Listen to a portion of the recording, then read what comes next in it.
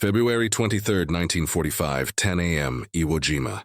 Corporal Hershel Williams crouches in volcanic black sand, watching American tanks retreat. The tanks can't advance, they're being destroyed by Japanese pillboxes buried in the rock. Reinforced concrete fortifications, steel reinforced, impervious to naval bombardment and aerial attack. Machine gun fire pours from the pillboxes, cutting down Marines by the dozens.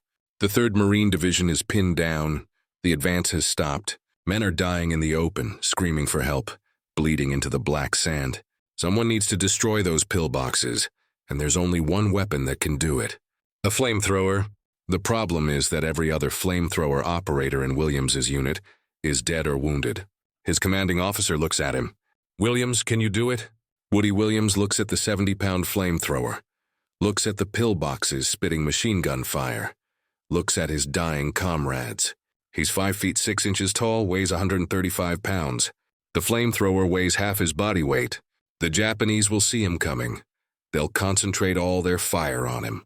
Flamethrower operators have the shortest life expectancy of any Marine on Iwo Jima. Out of over 300 flamethrower operators on this island, fewer than 20 will survive. Woody Williams nods. "Yes, sir, I'll do it. What happens in the next 4 hours will earn him the Medal of Honor. It will make him a legend in the Marine Corps." And 77 years later, when he dies at age 98, he'll be the last surviving Medal of Honor recipient from World War II. Because before he was a war hero, Woody Williams was just a farm boy from West Virginia who wasn't supposed to survive birth. October 2, 1923, Quiet Dell, West Virginia. Hershel Woodrow Williams is born on a dairy farm in Marion County, southeast of Fairmont. He's the youngest of 11 children born to Lloyd and Lorena Williams. At birth, Woody weighs 3.5 pounds. The doctors don't expect him to survive. There's no incubator, no modern medical equipment, just a farmhouse miles from the nearest hospital. His mother, Lorena, wraps him in blankets and refuses to give up. She names him after the doctor, who finally arrives at their remote farm several days after his birth. Against all odds, the tiny baby survives. But tragedy has already struck the Williams family. 6 of Woody's siblings died during the 1918 influenza pandemic. The Spanish flu swept through rural West Virginia like a scythe, killing millions worldwide. The Williams family lost half their children. Woody grows up on the dairy farm, learning to work before he can read, milking cows, hauling water, chopping wood, endless chores from dawn to dusk. The family is poor. Like most Appalachian farmers during the Great Depression, they grow most of their own food, make their own clothes, survive on almost nothing. 1934, tragedy strikes again. Lloyd Williams dies of a heart attack. Woody is only 11 years old when his father dies. The family struggles even more without Lloyd's income. Woody continues working the farm, but money is desperately tight. At 17, Woody drops out of high school. The family needs money. Education is a luxury they can't afford. He joins the Civilian Conservation Corps, a New Deal program that puts young men to work on conservation projects, building roads, planting trees, fighting forest fires, earning $30 a month. Most of the money gets sent home to his mother. The CCC teaches Woody discipline, teamwork, how to follow orders. He's small, only 5 feet 6 inches tall, wiry and tough from years of farm work. He's quiet, keeps to himself, doesn't cause trouble. Nothing about him suggests he'll become one of the greatest heroes of World War II. December 7, 1941, Pearl Harbor. The Japanese attack the U.S. Pacific Fleet. America enters World War II. Woody Williams wants to serve his country. After his 18th birthday in October 1941, he tries to enlist in the United States Marine Corps. The recruiting sergeant looks at him and shakes his head. "You're too short. The minimum height requirement is 5 feet 8 inches. Woody is rejected. For the next 18 months, Woody watches the war unfold without him. The Marines fight at Guadalcanal, Tarawa, bloody battles in the Pacific. Young men from his town enlist and ship out. Woody is stuck in West Virginia, working odd jobs, driving a taxi, hauling materials for a construction company. He feels useless, watching from the sidelines while others fight. May 1943, everything changes. The Marine Corps lowers its minimum height requirement to 5 feet 6 inches. Casualties in the Pacific are mounting. They need more men. Woody Williams walks into the recruiting office again. This time they accept him. May 26, 1943. Woody enlists in the United States Marine Corps Reserve. He's 19 years old, 5 feet 6 inches tall, 135 pounds. He reports to Marine Corps Recruit Depot, San Diego for boot camp. 12 weeks of hell. Drill instructors screaming. Obstacle courses, rifle training, endless physical conditioning. Woody is small, but he's tough. Years of farm work have made him strong. He completes boot camp and is assigned to a tank battalion. But the Marine Corps has other plans for him. They need flamethrower operators.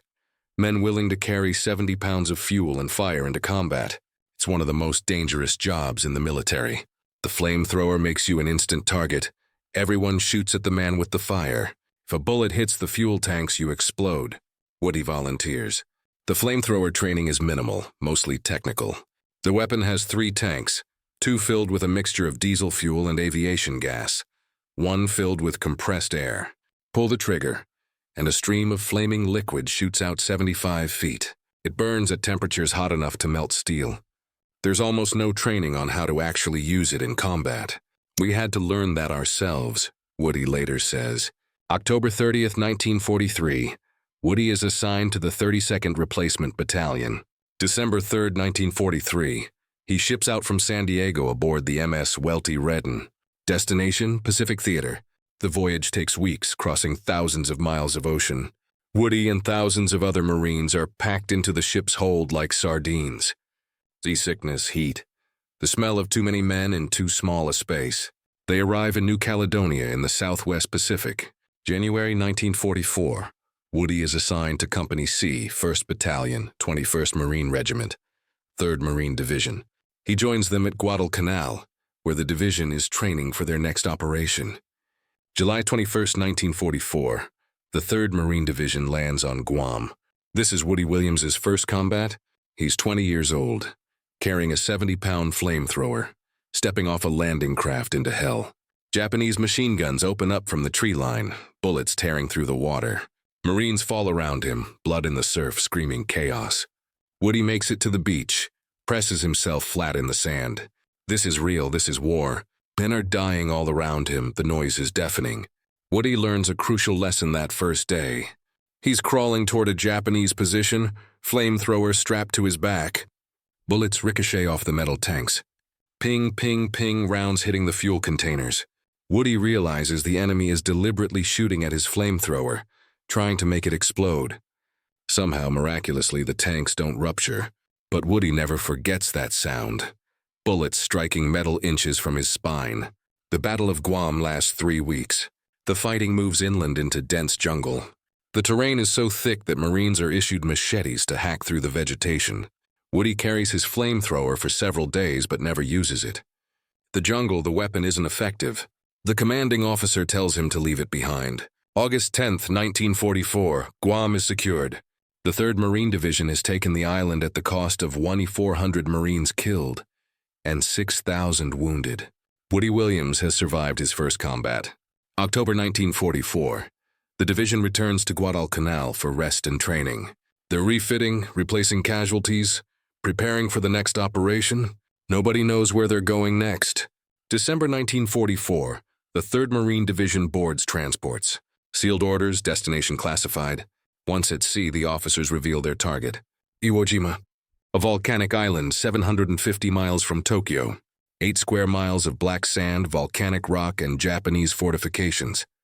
The island has 2 operational airfields and a 3rd under construction. American bombers need those airfields for emergency landings on their way to bomb Japan. The island is defended by 21,000 Japanese troops, under Lieutenant General Tadamichi Kuribayashi. Kuribayashi is a brilliant tactician who spent months fortifying Iwo Jima. He's created an underground fortress, 11 miles of tunnels connecting hundreds of pillboxes and bunkers. Reinforced concrete structures buried in the volcanic rock, invisible from the air. Machine guns, artillery, mortars, all pre-sighted on the beaches. The Americans expect to take the island in 5 days. It will take 36. February 19th, 1945, D-Day, Iwo Jima. The 4th and 5th Marine Divisions land first, hitting the southeastern beaches. The 3rd Marine Division is held in reserve offshore. Woody Williams watches from the transport ship as the first waves go in. The beach is black volcanic sand. so soft that men sink to their ankles. Vehicles bog down, tanks can barely move. Then the Japanese open fire, artillery, mortars, machine guns, all firing from hidden positions. The Marines are caught in the open with nowhere to hide.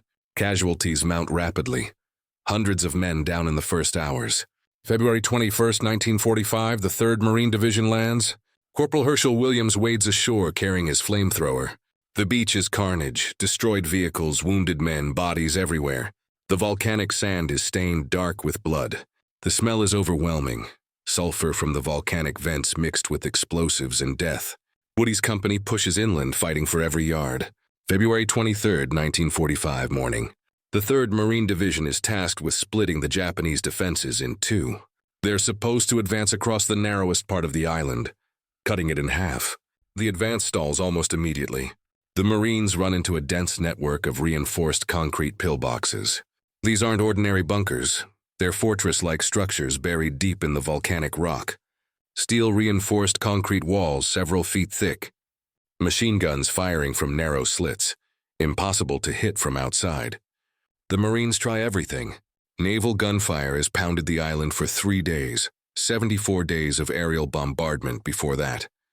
The pillboxes are untouched, the concrete too thick, the positions too well hidden. American tanks move forward, trying to blast open a path. Japanese anti-tank guns destroy them one by one. Machine gun fire from the pillboxes cuts down the infantry. Marines are dying by the dozens. The advance has completely stopped. The only weapon that can neutralize these pillboxes is a flamethrower. But all the flamethrower operators in Woody's demolition unit have been killed or wounded. Woody Williams is the only one left. His commanding officer finds him. "Williams, we need those pillboxes taken out. Can you do it?" Woody looks at the battlefield. The pillboxes are 75 yards away across open ground. Black volcanic sand, no cover, nothing to hide behind. The Japanese will see him coming the moment he stands up. Every gun on the line will be aiming at him. The flamethrower on his back weighs 70 pounds, half his body weight. If a bullet hits the fuel tanks, he'll explode like a bomb. Woody nods. "Yes, sir, I'll do it." He selects 4 Marines to provide covering fire. 4 riflemen with M1 Garands, that's all the support he'll have. The 4 Marines will lie in the open and shoot at the pillboxes, trying to keep the enemy's heads down. It's not much, but it's all they can do. 2 of these 4 Marines will be dead before the day is over. Woody straps on the flamethrower, 70 pounds of fuel and fire. He checks the igniter, makes sure the fuel lines are clear. He takes a deep breath. Then Corporal Hershel Woody Williams stands up and starts walking toward the Japanese pillboxes. The 4 riflemen open fire, M1 Garands cracking, trying to suppress the enemy positions. Japanese machine guns immediately swing toward Woody. Bullets tear through the air around him, kicking up black sand at his feet. He keeps walking, focused on the nearest pillbox. 50 yards, 40 yards, 30 yards. He can see the machine gun muzzle flash from the firing slit. 25 yards, close enough. Woody aims the flamethrower nozzle and pulls the trigger. A stream of fire erupts from the weapon, a blazing jet of flaming fuel arcing 75 feet. The flame shoots through the firing slit and into the pillbox. Inside, Japanese soldiers are incinerated instantly. The pillbox falls silent. Woody doesn't stop, doesn't celebrate. He moves to the next pillbox. More machine gun fire, more bullets tearing past his head. He aims the flamethrower, pulls the trigger. Another stream of fire. Second pillbox neutralized. Woody works methodically, moving from one fortification to the next. Some pillboxes he hits from the front, firing through the gun slits. Others he circles around, crawling to the rear where there are ventilation shafts. He climbs on top of one pillbox and fires directly down through the air vent. The flame fills the interior, consuming everything. The flamethrower runs dry. Woody has to go back to American lines to get a refueled weapon. He crawls back across the 75 yards of open ground, bullets following him the entire way. He reaches the Marine lines, drops the empty flamethrower, grabs a freshly fueled one. Then he crawls back out toward the pillboxes. Again and again Woody makes this journey. Out to the pillboxes, burn them out, back to get more fuel. 5 times he returns to his own lines for demolition charges and serviced flamethrowers. 5 times he crawls back into hell. At one point, Japanese infantry charge him with bayonets. They're trying to stop him before he can destroy more positions. Woody swings the flamethrower toward them and pulls the trigger. The flame engulfs the charging soldiers. It took all the oxygen from them, Woody later recalls. They suffocate and burn at the same time. For 4 hours, Corporal Woody Williams fights alone. 4 hours under terrific enemy small arms fire. 4 hours crawling across volcanic sand, burning pillboxes, dodging grenades. Much of it becomes a blank in his memory. Years later, Woody will admit he has no memory of large portions of the action. The combat is so intense, so overwhelming, that his mind can't process it all. By the end of the day, Woody has destroyed 7 Japanese pillboxes, 7 reinforced concrete fortifications that were stopping the entire Marine advance. His actions clear the way for the infantry to move forward. The line that was pinned down all morning finally advances. Of the 4 riflemen who provided covering fire, 2 are dead, killed by Japanese machine guns. They died protecting Woody so he could do his job. Woody Williams survives without a scratch. Not one bullet hits him during those 4 hours. That same day, February 23, 1945, 1,000 yards away, 6 Marines raise the American flag on top of Mount Suribachi.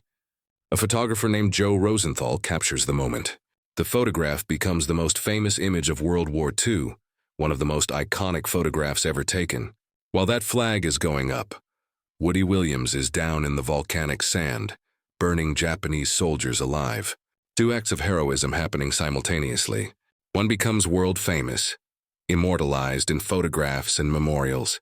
The other is witnessed by only a handful of Marines. But both are essential to victory. The Battle of Iwo Jima continues for 5 more weeks. Woody Williams keeps fighting, moving forward with his company. March 6, 1945. Woody is hit by shrapnel from a Japanese grenade or mortar shell. Fragments tear into his leg. He's awarded the Purple Heart for the wound. Despite the injury, Woody remains on Iwo Jima for the rest of the battle. March 26, 1945, Iwo Jima is declared secured. The 36-day battle is over. The cost is staggering. 6,221 Americans killed, 19,217 wounded. Of the 21,000 Japanese defenders, only about 200 are captured alive. The rest fight to the death. Out of over 300 flamethrower operators who landed on Iwo Jima, fewer than 20 survive. Woody Williams is one of them. September 1945, Woody returns to the United States. The war is over. Japan surrendered on August 15th. Woody takes his first airplane ride ever, from Guam to Hawaii to San Francisco. He shares the flight with American prisoners of war who've just been liberated from Japanese camps. They almost looked like skeletons, Woody later recalls. They had lost so much weight. Their bones were all sticking out, their jaws were all sunken. But even though they were in that shape, they were the happiest group I've ever seen because they were on their way home. October 1st, 1945, Woody reports to Marine Corps headquarters in Washington, D.C. He and 13 other servicemen are preparing for a special ceremony. October 5th, 1945, the White House, Washington, D.C. President Harry S. Truman stands in the East Room before a group of Medal of Honor recipients. Corporal Hershel Woody Williams is among them. Truman reads the citation aloud. For conspicuous gallantry and intrepidity at the risk of his life above and beyond the call of duty, as demolition sergeant serving with the 21st Marines, 3rd Marine Division, in action against enemy Japanese forces on Iwo Jima, February 23, 1945. Quick to volunteer his services when our tanks were maneuvering vainly to open a lane for the infantry through the network of reinforced concrete pillboxes, Corporal Williams daringly went forward alone to attempt the reduction of devastating machine gun fire from the unyielding positions. Covered only by 4 riflemen, he fought desperately for 4 hours under terrific enemy small arms fire. President Truman places the Medal of Honor around Woody's neck. Then he shakes his hand. Truman will later say about the Medal of Honor, "I would rather have this medal than be President of the United States." November 1945, Corporal Hershel Woody Williams is discharged from the United States Marine Corps. He returns to West Virginia, back to the farm country where he grew up. October 1945, Woody marries Ruby Meredith. They'll have 2 daughters together. But Woody is struggling. The nightmares start almost immediately. Every night Woody relives Iwo Jima. He sees the burning pillboxes, hears the screaming, smells the burning flesh, the Japanese soldiers charging with bayonets, the 2 Marines who died providing covering fire, the 70-pound flamethrower on his back, the constant fear of exploding.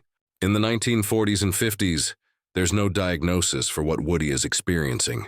They call it shell shock or battle fatigue, but there's no treatment, no counseling. Veterans are expected to just get over it. Woody suffers in silence for 17 years. 1946, Woody goes to work for the Veterans Administration. He becomes a counselor, helping other veterans navigate the VA system. He works primarily with West Virginia veterans, men who served in World War II, Korea, and later Vietnam. Woody is good at the job. He understands what veterans are going through. He works for the VA for 33 years, retiring in 1979. But the nightmares continue. 1962, Woody experiences a religious awakening. He's always been a believer, but now his faith deepens profoundly. He becomes a lay speaker for the Methodist Church, delivering sermons and speaking at services. And the nightmares stop.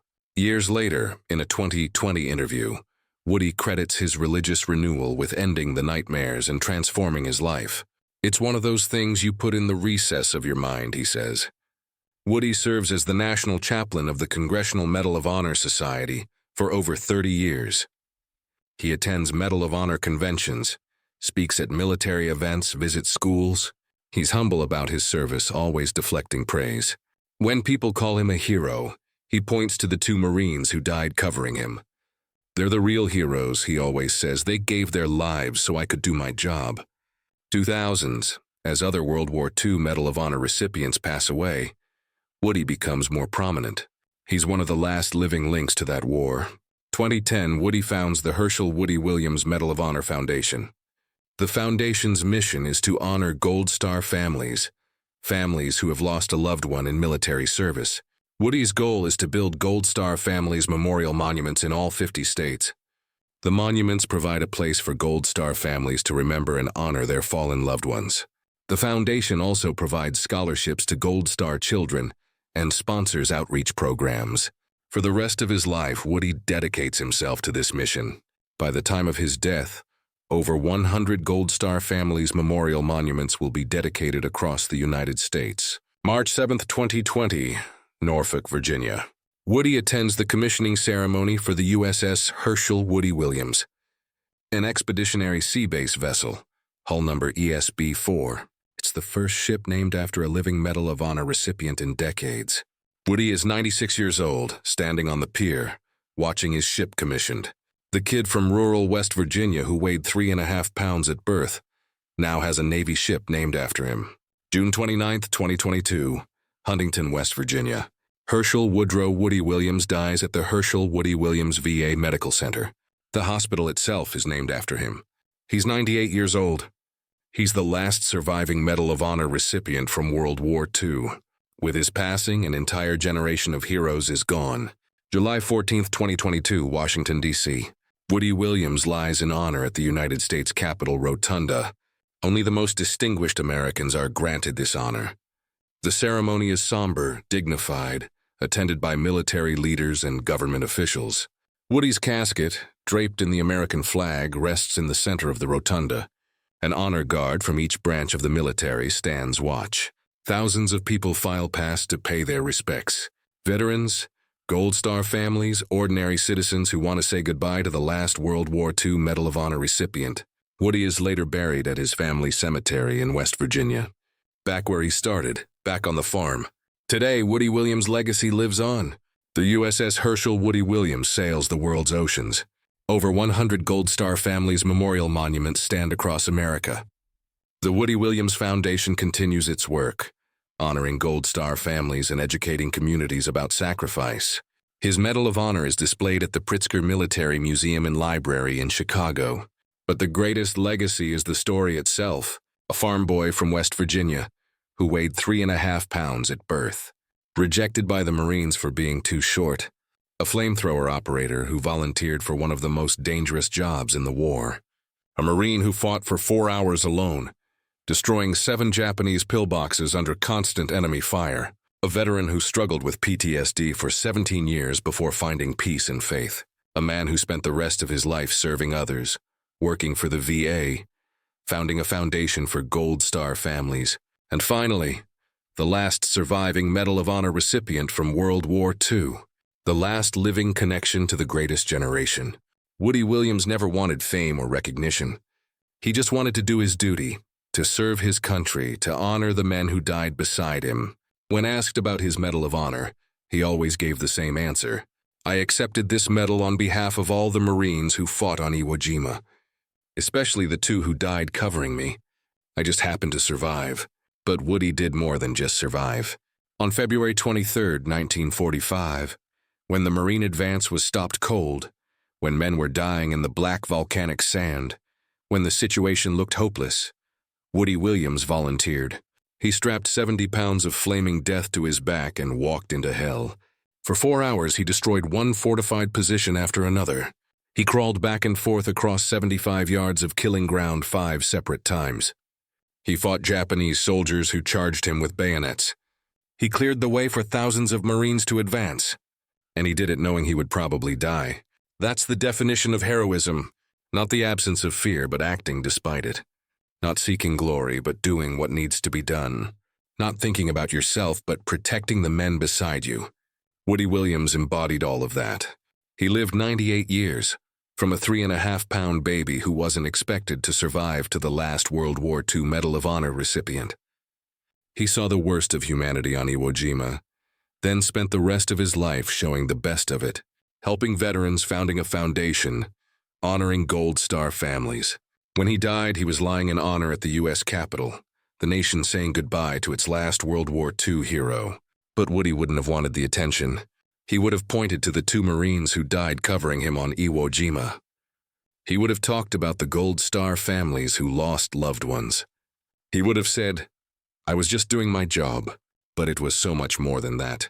Hershel Woody Williams showed us what one person can do when they refuse to quit.